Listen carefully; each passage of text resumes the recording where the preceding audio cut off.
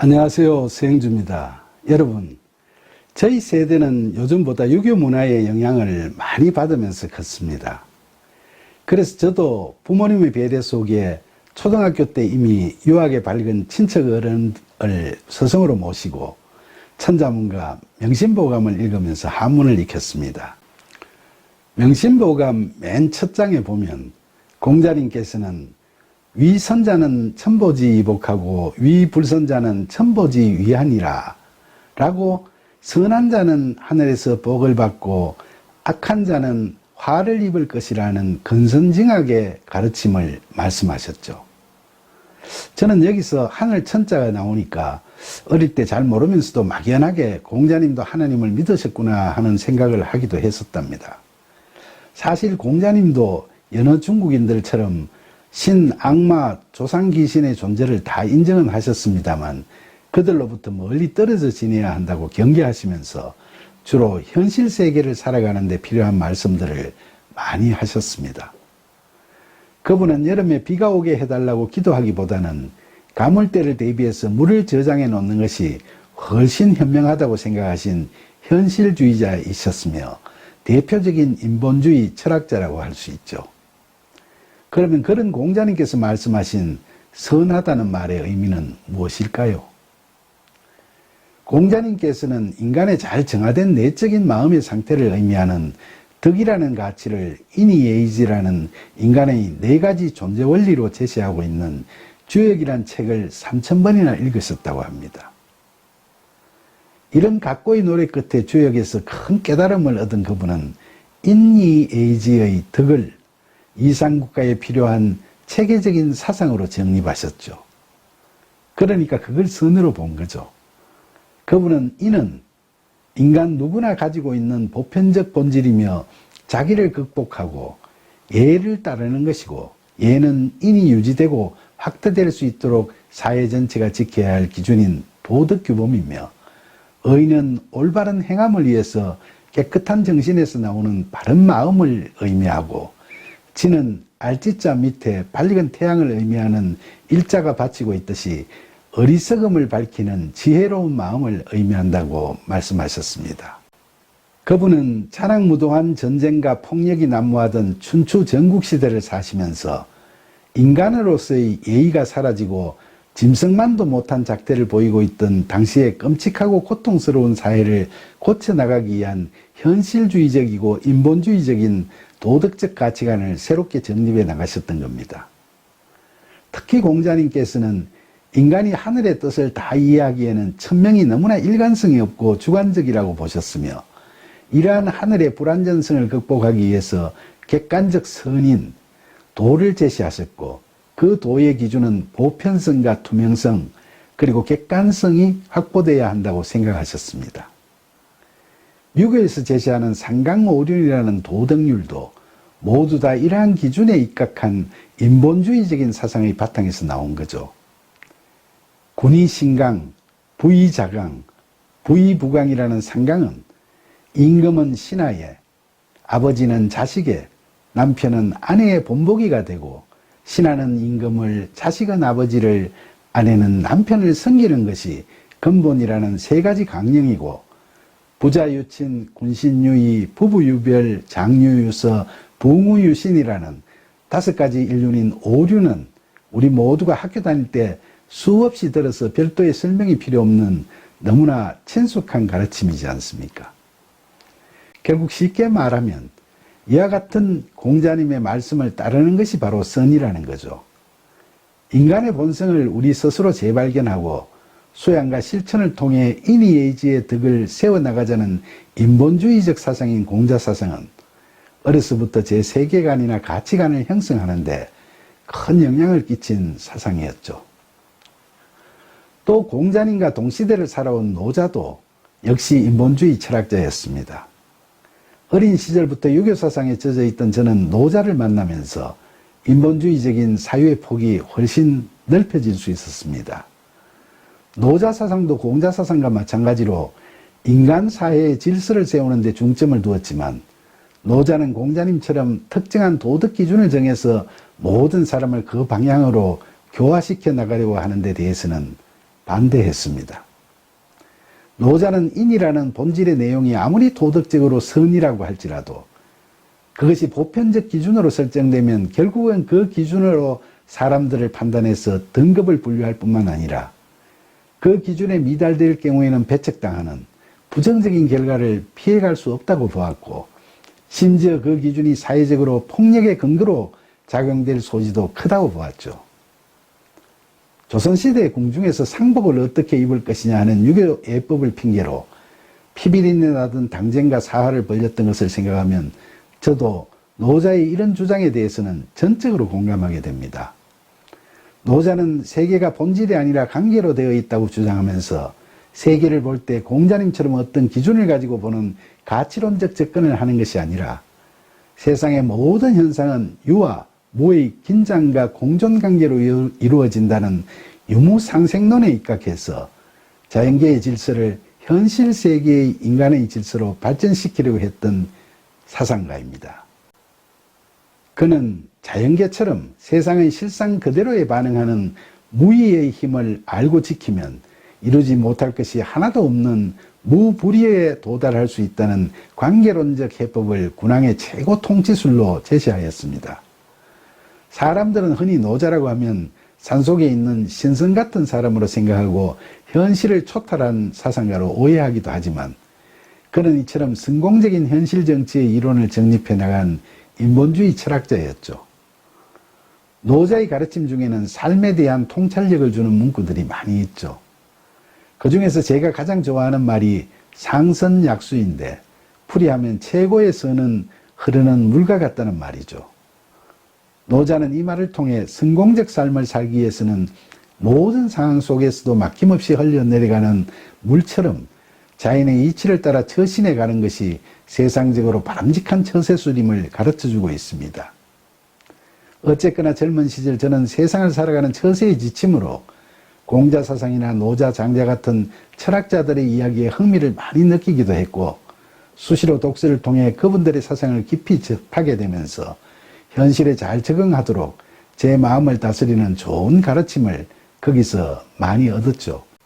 그러나 저는 하나님을 만나고 나서 나는 어디서 왔다가 어디로 가는 것일까 하는 인생의 근본적인 문제에 관심을 기울이게 되면서 이제는 한 번도 가본 적이 없는 인생길을 걸어갈 때 저에게 필요한 나침반은 처세적 덕목을 이야기하는 공자사상이나 노자사상이 아니라 내가 어떻게 사는 것이 하나님 보기에 바람직한 삶인가 하는데 답을 주는 성경에 기록된 진리의 말씀이라는 사실을 깨닫게 됐습니다. 그렇다면 그런 성경이 말하는 선과 악은 과연 무엇일까요? 선, 히브리어로는 토브라고 하는데, 이것은 하나님의 뜻에 따라 하나님의 목적대로 완성되어 존재하는 상태를 말합니다. 따라서 우리가 선하게 산다는 것은 하나님의 창조 목적을 따라 살고 하나님의 구원 계획에 순종하며 살아가는 것을 의미합니다.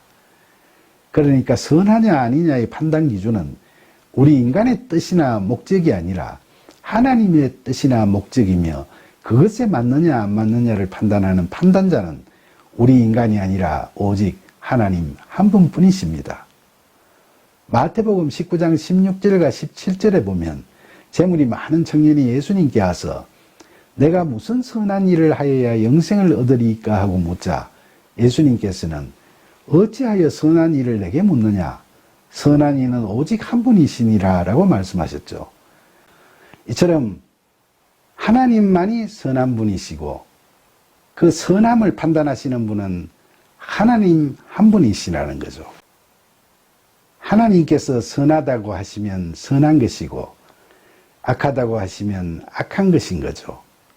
우리 인간은 스스로 그것을 따질 수 있는 것이 아니고 하나님께 순종하여 하나님의 말씀에 따라 살아가면 그것이 바로 에덴 나그네에서 죽지 않고 살아갈 수 있는 길이 되는 겁니다. 그렇지 않고 자기 스스로 하나님처럼 되어보겠다고 선악과를 먹게 되면 반드시 죽으리라는 것이 하나님의 우리를 향한 경고였지 않습니까? 잘 아시다시피 창세기 신화에 의하면 뱀이 하와가 선악과를 먹도록 유혹할 때에 그걸 먹으면 눈이 밝아져서 하나님같이 되어 선악을 알게 될 거라고 꼬드겼고, 그 말에 하와가 넘어가 버렸습니다. 그런데 하나님께서 절대로 먹지 말라고 하신 금단의 열매를 아담과 하와가 따먹어버리는 순간 뱀이 이야기했듯이 그들은 정말로 눈이 밝아졌습니다. 그런데 그들이 눈이 밝아진 후 맨 처음 그들에게 일어났던 일이 무엇입니까? 그들은 자기들이 밝아서 벗은 줄을 알게 되었고 부끄러워하며 스스로 나뭇잎으로 치마를 만들어 자신의 치부를 가렸죠. 이 이야기는 인간이 완전하지는 않지만 하나님의 흉내를 내며 자기들 나름대로 선과 악을 규정하고 판단하면서 대처해 나가게 되었다는 것을 상징하는 겁니다. 이처럼 선악과를 먹어버린 유한자인 인간은 무한자인 하나님께서 갖고 계시는 영안을 갖지 못하고 인간의 한계로 눈에 비늘이 덮여있는 영적 소경이 되어버렸는데도 불구하고 자신들이 그 눈으로 선악을 구분할 수 있다고 자신하고 있는 거죠. 그리고 그 눈으로 선악을 판단하는 판단자가 되어 자기 과신과 교만으로 선악을 구분한답시고 자기 의나 자기 애 내지 자기 보호, 자기 이익을 지킬 수 있는 방향으로 자신들이 정한 자신들의 잣대로 선악을 재단하고 있습니다. 그런데 신화에서 아담과 하와가 만들어 입은 치마는 무화과 나무 잎으로 만든 것이었으니까 햇볕을 쬐면 쉽게 바스러지고 못 쓰게 되죠. 그러니까 인간은 때로는 개혁이나 혁명을 통하여 또 때로는 개선 또는 어떤 때는 계약의 과정을 거치면서 그들의 완전하지 못한 법이나 도덕 윤리의 기준을 어떤 때는 좋은 방향으로 또 어떤 때는 그릇된 방향으로 바꿔가게 되죠. 그러나 그 어떤 경우에도 그것은 어찌되었든 간에 완전하지 못해서 많은 문제들이 뒤따릅니다. 결국 인간의 선악의 문제를 인간 스스로의 힘으로 해결할 수는 없다는 겁니다. 실제로 인간이 만든 법이나 도덕 윤리가 겉으로는 계명을 지킨다는 명분으로 분칠이 되어 있지만 그 실상을 보면 그것이 정해질 때부터 가진 자, 힘 있는 자의 논리가 반영되어 있고 또 그것이 운용되는 데서도 그들에게 유리하게 모든 것이 적용됨으로써 사회적 불평과 불만, 원망과 반발을 유발하게 됩니다. 그리고 이를 시정하겠다고 투쟁하고 또다시 새롭게 주류가 된 자들도 자기중심적으로 자기들에게 유리한 방향으로 나아가게 되는 악순환이 인류의 역사 과정에서 반복되고 있음을 우리는 흔히 볼 수 있지 않습니까? 또는 말로는 하나님의 뜻에 따라 사는 것이 중요하다고 말하면서도 그 뜻을 왜곡시키는 경우도 허다하죠. 예를 들면 100세가 넘어 얻은 자식을 하나님께서 번제로 쓰라고 하시자 말씀대로 아들 이삭을 죽이려 했던 아브라함의 행위가 인간이 만든 세상 법으로는 살인에 해당되지만 성경적으로 볼 때는 하나님의 뜻에 따른 선한 일이라고 하는 이야기를 악용해서 자신들의 목적과 의도에 맞게 해석해버리는 이단과 사이비들의 웃지 못할 이야기들도 많지 않습니까? 그래서 어떤 이단에서는 교회에 대한 헌금을 할 돈을 마련하기 위해서는 남을 속여도 죄가 되지 않고 그 행위들이 모두 어려운 행위가 된다고 하는 경우도 있다고 하죠. 이처럼 타락으로 인해 영적 죽음을 맞이한 인간들이 영적 소경된 눈으로 하나님의 뜻과 목적을 자의적으로 해석하거나 자신에게 유리한 방향으로 왜곡되게 받아들여서 선으로 포장된 기준들을 만들고 스스로 선악의 판단자로 살아가려고 하는 것은 바로 선이 아닌 악인 것입니다. 그런 인간의 행위가 바로 악행인 거죠. 그러면 마태복음 19장 16절에서 부자 청년이 예수님께 묻는 물음처럼 우리는 어떠한 선을 행해야 하나님의 나라의 삶, 즉 영생을 얻을 수 있을까요? 그 답은 17절의 예수님의 말씀처럼 선하신 분은 오로지 한 분 하나님이시니 우리는 영원한 생명에 들어가려면 계명을 지켜야 한다는 겁니다.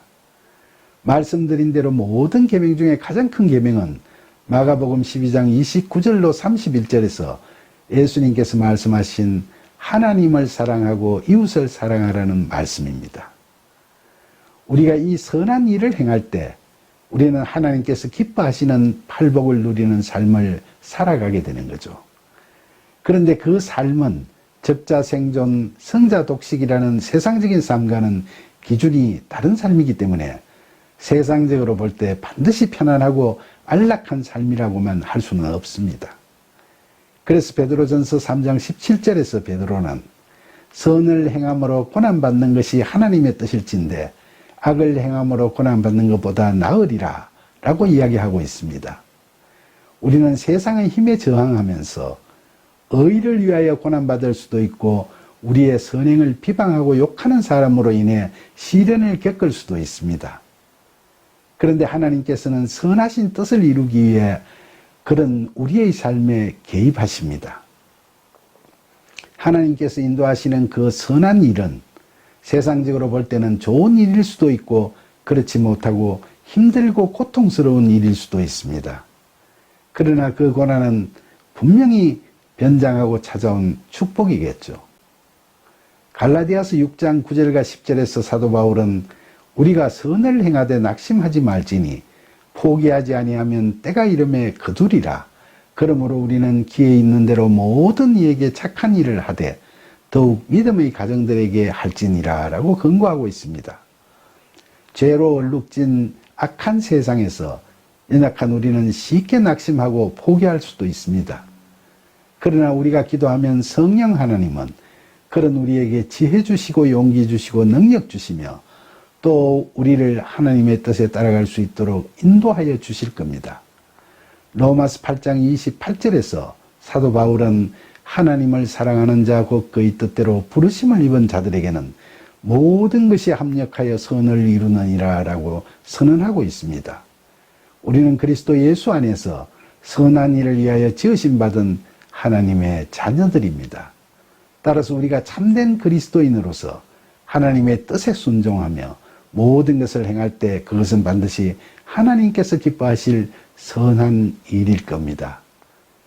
주의 말씀의 맛이 내게 어찌 그리 단지요 내 입에 꿀보다 더 단이다 라고 시편 119편 103절에서 다윗이 고백했듯이 그 달리단 하나님의 말씀은 이제 우리의 발에 등이 되고 우리가 가는 길에 빛이 될 것입니다.